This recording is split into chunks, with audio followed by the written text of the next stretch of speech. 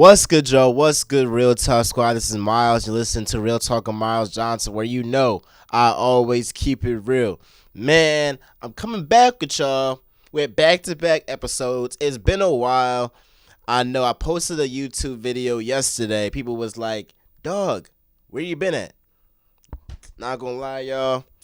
I done pledged Omega Psi Phi Fraternity Incorporated. I was living it up after I crossed. Not gonna lie. I was living it up, man. I was living it up. But I'm back in the crib, back in Philly. It's summertime. No classes. It's time to work. And I'm not gonna lie. After I went to that Black Sports Business Symposium, it made me more hungry to continue to be more consistent with this podcast because it makes me think, if I'm not going to be hungry, if I'm not going to step up my game and really take this podcast to the level that I know it can go, somebody else about to take my spot and they about to, go ahead and, have their own podcast and, overtake mine, right? So this just reaffirmed to me that I got to step up. I got to be more consistent. And I owe it to y'all. The fact that y'all been sticking with me since 2020. Some of y'all since 2020, back when I would post screenshots of my podcast episodes on Instagram. I mean, y'all was rocking with me from the jump. So it's only right that I repay y'all and give y'all the quality content that y'all deserve. Now, in this episode, we're going to talk about the free agency in the NBA. The biggest stories of free agency in the NBA. We're going to talk about the Lakers. We're going to talk about the Sixers. We're going to talk about Bradley Beal, right? We got some major. We're going to talk about Kyrie Irving. So we got some major stories in this episode. And, man, let's get right into it. Now, today, I was shocked, man, when I saw that the Lakers they tried to trade for Russell Westbrook, Taylor Horton-Tucker, a first-round pick for Malcolm Brogdon. When I heard that the Lakers traded those players for Malcolm Brogdon, I thought that the Lakers declined that trade. I did not think that the Pacers declined that trade. This is very embarrassing for Russell Westbrook. And if he hasn't gotten a reality check yet, maybe this is the time that he finally gets a reality check. Dude, you are no longer a superstar in this league. The fact that a team rejected to get you, rejected to trade for you, and the team packaged a first-round pick and a rising young player. And they wanted to trade for a guy who isn't even an all-star. Like, just Russ, just think about that, bro. The Pacers declined a trade. Russ, the Pacers declined a trade for you, a first-round pick, and a rising young player for a guy that's not even an all-star on their team. They were like, we still don't want you. The Lakers were on record saying we don't want to give up a first-round pick for Russell Westbrook. They did that, and the team still did not want him. Like, imagine, just imagine, this trade 2 years ago. Just 2 years ago. But like, what the heck? Russell Westbrook fell off a cliff. And he did. He fell off a cliff. So this is, if he has a big ego, and I'm pretty sure his ego got hurt. And hopefully this makes him realize I gotta step it up. I gotta step up my game because people have forgotten who the heck I am. Darvin Ham is right. The one thing Russell Westbrook needs to learn and work on is his defense, because you're not going to be a great shooter next year. You're just not. But what you can control is your defense. What you can control is your energy on the defensive end. And you are a terrible defender. And then it makes no sense with how athletic you are to be that bad of a defender, right? and you turn over the ball, and you're inefficient. It's like you have the three worst things that a player could possibly have on a basketball court. You encompass all three. So Russell Westbrook, hopefully this makes you look in the mirror and be like, you know what? I gotta change my game. I am not as good as I think I am, because if I wasn't making this much amount of money, the Lakers would have cut him already, and he might have been out the league already, right? So Russell Westbrook, look in the mirror, because after this season, this matter of fact, this might be your last season in the NBA if you don't get it together, man. If you don't get it together, so Russell Westbrook, this should be a wake up call. Going off the Lakers again, I heard that the Lakers are interested in acquiring Kyrie Irving. The Lakers want everybody. They want your mom. They want your sister. They want your aunt. They literally want everybody, bro. And the thing is, what do you have to offer? What assets do the Lakers have that can get them Kyrie Irving? Oh, it's free agency. With what cap space? They are still $19 million over the cap right now.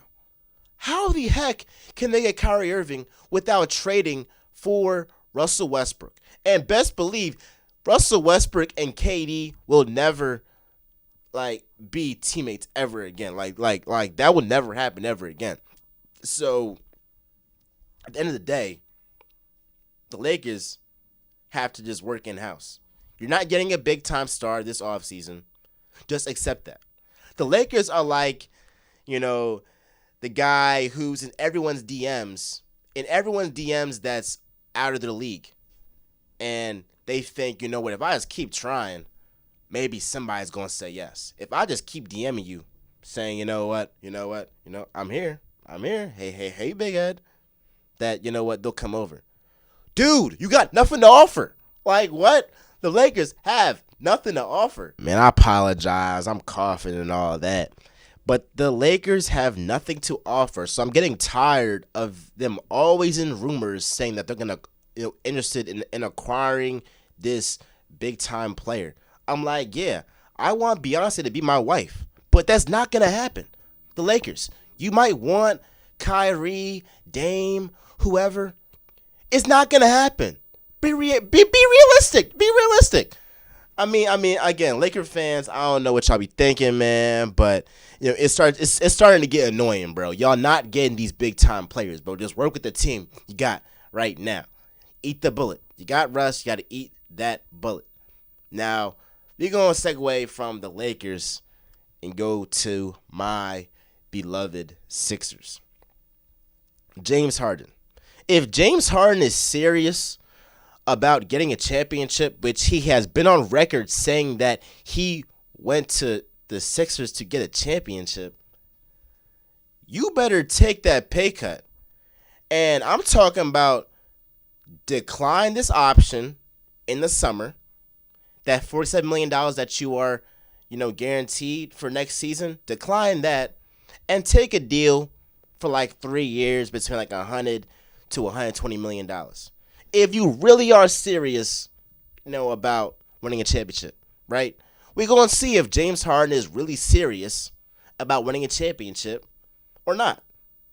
Because if you are really serious, you would take that pay cut, make around $30 million a year, and allow the Sixers to be able to have cap space to get a guy like Bradley Beal, who we're going to talk about a little bit later on, to pair up with Harden and Embiid. But if you take in $47 million, there's only so much this Sixers team can do, right? But if you got James Harden, Joel Embiid, Tyrese Maxey, then you got Bradley Beal, oh, it's over. It's over. But it's all up to James Harden on whether or not he wants to take that pay cut. And, dude, you have made a lot of money in this league. If you are really serious about winning championships this offseason, you are going to decline that player option, and you're going to take a significantly less deal. That's what I'm saying. If you're serious about it. If you're not serious about it, then go ahead and take that money.